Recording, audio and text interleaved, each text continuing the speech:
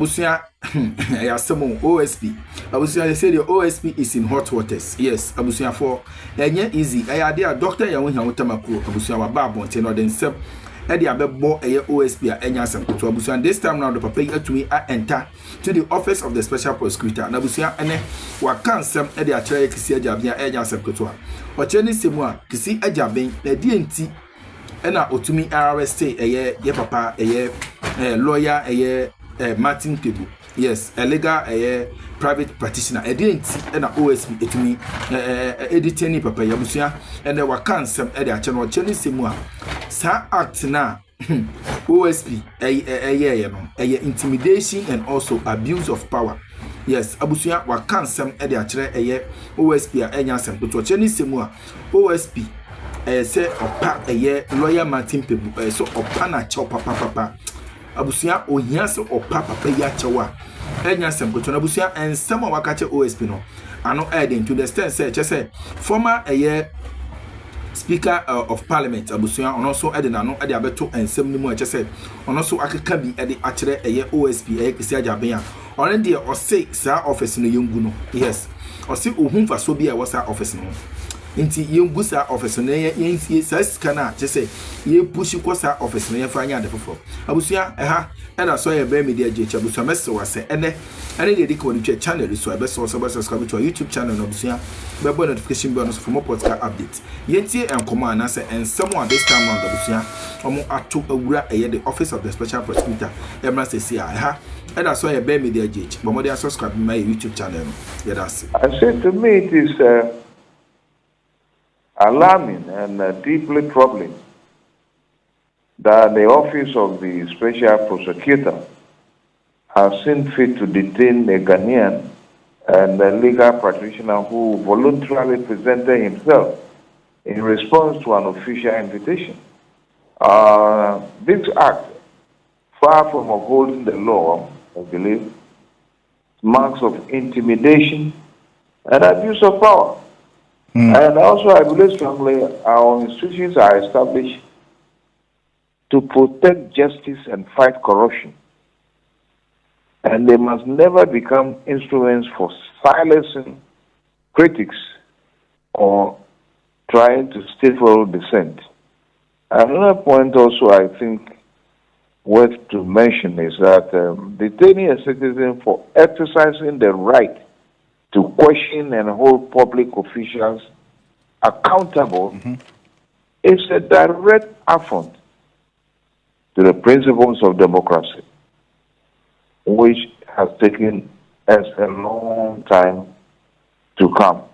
And to me, such actions erode public trust, chill free speech, and send dangerous message that the liberty of every Ghanaian is conditional upon the goodwill of those in power. I condemn this act. I see, but Tommy, not to interrupt you though, but you had the special prosecutor, in fact, Sameda Akon, who put a statement of a post on his social media, which we're going to put on the screen in a bit, saying that they were just doing their job. You know, they really didn't see anything wrong, at least based on what Sameda Akon posted earlier today about all what happened yesterday. Toby, I've explained earlier on that they definitely haven't got the power to behave the way they behave, especially when they invited that individual. If they tell us that they are just doing their job, that will be very unfortunate. They should know that what they did was wrong. And what Professor Michael Kwe said is exactly what I think they should have done. They should rather apologize to that individual, Mr. Poko, because they want to use intimidation and fear to do their job, and that will not work. I see. You expect or you want the Office of the Special Prosecutor to apologize to lawyer Martin Pebble for what happened yesterday? Absolutely. Absolutely. He has to. The SP himself There have been a lot of, you see, one thing, I don't know what is happening to us as Ghanaians now.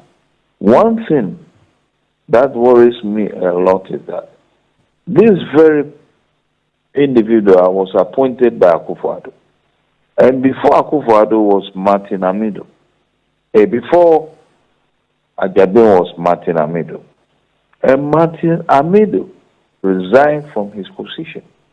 And the sort of explanation he gave, to me, was very disturbing. That Akufo-Addo himself was a mother serpent. That is a serious one. Now, if such a person have left the scene, and I am going to appoint another person, I'll make sure I appoint somebody who will be fearless, knows his work, knows the law, and will definitely not be threatened by any party or any institution. But he came in there and we see that he wasn't doing his job the way we all expected him to be, we all expected him to do. I remember very well how once he was attacked by this gentleman, Paul Adomochri. I'm talking about the SP, attacked by Paul Adomochri. I remember vividly. For him trying to exercise a little power which Paul Adomochri thought he shouldn't have. You follow me? So, right, for some time now, there have been that sort of suspicion that he's not doing his work. How he sat down unconcerned and operator got out. So another thing. So these are the issues that we have to look at carefully and make sure we address them. I see. Now, there's been suggestions, and in fact, this is a matter that was topical in Parliament earlier today. I know you did see what I played earlier with the members of Parliament expressing their views on the office of the Special Prosecutor, the establishment of that office. You heard what the Speaker has said and what the former Speaker who presided over this entire process of passing a bill into an act and establishing this office. And eventually, over the last, since 2017 till date, we've seen the office in operation over the period. From where you sit, would you recommend the strengthening of the office or the scrapping of the office as some have recommended or suggested? Look, if that particular office was created to fight corruption, then they should make sure that people who really are interested and even emotional attached to fighting corruption are put there. Not people who will come there and rather worsen the situation. That's the answer I will give to that. Toby, I appreciate your time. Thank you for joining us. Toby, Dr. Nyaho Tamakloe, thank you. Appreciate you for joining us here on Ghana Tonight. As a statesman, the person, I'm talking about the Speaker of Parliament at the time when Parliament had to consider this particular office, the establishment of this office, and have an act in place for the establishment of the Special Prosecutor's Office as another arm of the fight against corruption. Professor Aaron Michael Quay says, on the benefit of hindsight, he's looked back and over the last 8 years or so that this office has been in operation since 2017. He thinks that, the office has outlived its youthfulness. It must go. And here's why he's of that view. Take a look. Looking at what is happening and the flagrant abuse of human rights, and also the fact that I would prefer that existing institutions are strengthened rather than having multiplicity of them with all manner of problems for us. Go and look for the man in this particular office. No, he's not with us now. He's with another organization and so forth. What is this? And I'm saying that we have had strong prosecutors before. If you ask lawyers who are old now, they will tell you about men like Jekidako. Therefore, if you look at the benefit of hindsight, we better go and do Sankofa and strengthen the office of the DPP, Director of Public Prosecutions, and then do things straight and right and according to the true tenets of the law. I believe because they have got pride of ancestry, they have got a tradition, they have got the best practices, and the best practices must be maintained. They must be retooled. They must be strengthened as an office to help do justice in this country, rather than we put an office up today, tomorrow we change the name, another time we set up another one, and sometimes we don't even know which organization should investigate that. And sometimes there's a clash with regard to jurisdiction and powers. It appears everyone now wants to show how far it can also stretch its powers. We have to rationalize things and strengthen our institutions.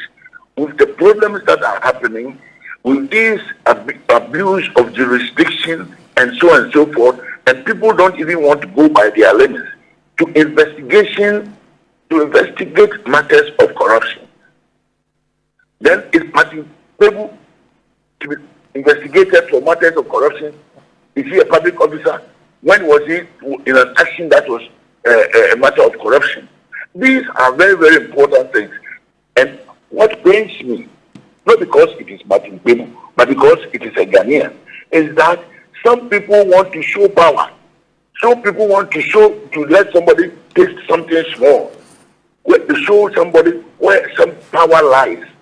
These draconian tactics, we don't deserve it. Not in a country that seeks excellence like Ghana. I don't want to talk about individuals. I like systemic arguments about system. Whether it's the occupant or the office per se, I think this matter requires very serious examination. I say it is past 10. I've been sitting also watching a Ghanaian who is well known for his public critique activities, which of course we also need in this country, whether you agree with his views or not. It's now in custody. They say they are now going to give him bail and so on and so forth. His wife should be at home with his wife by this time. And it is a matter of principle. That's Professor Aaron Michael Quay, the former Speaker of Parliament, with his view on this. And in this, yesterday I spoke to him exclusively here on Ghana Tonight, and when all of this was playing out, and this statement from him has also stoked that conversation. Well, in fact, it was a reference point for some of the opinions and submissions by some members of Parliament earlier today on the floor of Parliament. But it's one that we'll keep an eye on and see how things play out. But this is Ghana Tonight. Let's shift focus a bit. And that question that I posed to talk with Dr. Nyahonya Tamakloe is one that we also posted on our social media handles to gauge the pulse of you, the Ghanaian people, about this entire conversation of whether to scrap the OSP, that's the Office of the Special Prosecutor, or to strengthen the office. Some of you talk about in the process of strengthening, change who is the OSP and so on, as to how that would also improve on the operations of the office. It's another conversation that we're going to be having in the coming days. But this is it. On our X page, the TV3 Ghana on X, over the last 1 hour, we posted this around 9:02 p.m., just before we came on air. 6,400 of you have viewed this poll. 240 of you took part in. And the final results, we have the 39% of the respondents of this poll say, let the office be reformed. 61% of you say the office should be scrapped or abolished, as some members of Parliament have been talking about. This is on X. On Facebook, we had 38, but just take a look at this. On X, it's just about 39%. On Facebook, you round it up just around the same 39%, 38.8. And we had close to 13,000 of you viewing on Facebook. And 61.3% of the respondents say it should go. 39% say there should be some reforms in the office. Well, in fact, this morning I heard you people talking about one of them, that is the OSP. And if you recall, during the deliberation on the OSP, a number of us stated on the floor of this House that there's no constitutional basis. But we wanted to signal to the world that we are going to fight corruption. At the end of the day, we have seen the results. And we cannot continue to allocate that huge sums to the same office when we are not getting the results. This is one of the agencies we should be looking at. It's getting almost the same amount like the Attorney General's Department. Please, let's face the bull by the horns and make sure that the right thing is done. And so I agree with the majority leader. That's the Speaker of Parliament agreeing with some of the statements made. Well, but the office itself has been responding to these suggestions about the relevance of its existence in the scheme of the fight against corruption in this country. And in fact, going into the fabric of the establishment of the office itself constitutionally. But this is Sami Darko. He is a lawyer, but for the Office of Special Prosecutor, he is the Director of Research and Communications. He says, I have never seen any public institution threatened with abolition as frequently as the OSP. Every 2 minutes, it is the same refrain. If you step out of line, if you don't conform, if you touch our saints, we will scrap you, or we will petition for your removal. Even loss-making state entities enjoy more peace and stability than the OSP. And quite a number of people have been commenting on this particular issue involving Martin Pebble, and private legal practitioner and Vice President of Imani Africa, Kofi Bento, says, Dear OSP, you are not an octopus. Remember that your police powers to fight corruption do not include sundry arrests, and you cannot use unmarked military personnel. And you are duty-bound to be tolerant of citizens' comments. Respect your limits. That's a direct message to him. He continues, never lose sight of the key issues because of the noise and drama. Pebble is being harassed because of what he has said. Speech, no matter how disagreeable or vulgar, is not a crime. Any administration that punishes citizens because of speech is acting unconstitutionally. Olifa Bakavomawo, himself a private legal practitioner as well, says Martin Pebble is the one who helped coordinate sureties for Wendell. And this is a case that Oliver's firm and Oliver himself has been providing legal assistance to a journalist who is being held for some publication that was made. Well, we understand today that the Attorney General has filed to discontinue this case. So this is a matter, the latest development in this regard. He says Martin Pebble cannot stand abuse of power. It's sad that he himself got arrested same night that the gentleman got released. The OSP is an essential component of our fight against corruption. How do we make the office more effective? That's the question that Oliver Bakavomawo is putting. How do we make the office more effective? This is as against those who are recommending that the office be scrapped. Okay. Now, from Martin Luther Pebble, the Special Prosecutor's Office, and matters arising, and go to the issues of cost of living, inflation. It slipped under the radar, or because of the happenings yesterday, but inflation for November dropped further to 6.3%. But what does this actually mean for households, businesses, and the government, for that matter? And that's the conversation that we're going to also dive deep into today. And this is coming on the back of the announcement of utility tariffs, that's water and electricity, going to go up effective January 2026. Electricity is going to go up by some 9.86%. You're going to pay more. And water tariffs will go up by some almost 16%. This is way below what the ECG was asking for. If you remember, a couple of months ago, we had this conversation. ECG had reasons why they were asking for over 200% increase in tariffs. Ghana Water, same. In fact, ECG was about 220. Ghana Water was almost about 280% they were asking for. They said because of the impact of galamsey and then the increasing cost of treating the water as well. And a number of treatment plants were shut down because of galamsey and so on. All of that fed into that projection of over 200% in the tariff increase that they were expecting. They didn't get it. They're getting just about 16%. Stanley Mante, we spoke to him 2 days ago. He's not happy about this, but this is what's going to happen.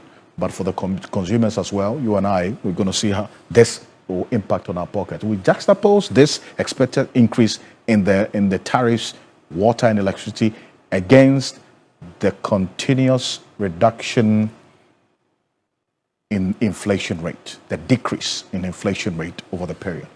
And this, we're talking about the continuous rise in the price of goods and services over a particular period. Usually it's for 1 year. We do a month-to-month inflation analysis. What we've seen consistently is a drop in the rate of inflation.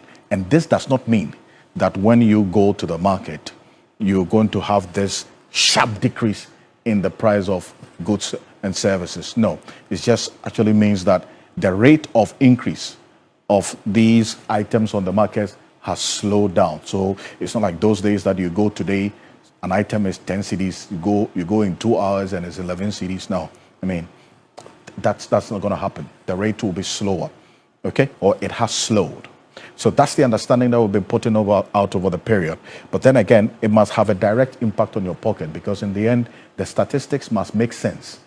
It's not so much about what the government statistician says, it's a lot more about how you feel. So this is it. We're going to put that on the screen right now and make sense of it. Joe Jackson is going to be joining us in a bit. We'll have a conversation on this trend that we are seeing and how that also reflects, especially on the cost of credit, because the Bank of Ghana for some time now pursue this inflation targeting, and as we see inflation trending down, it has also impacted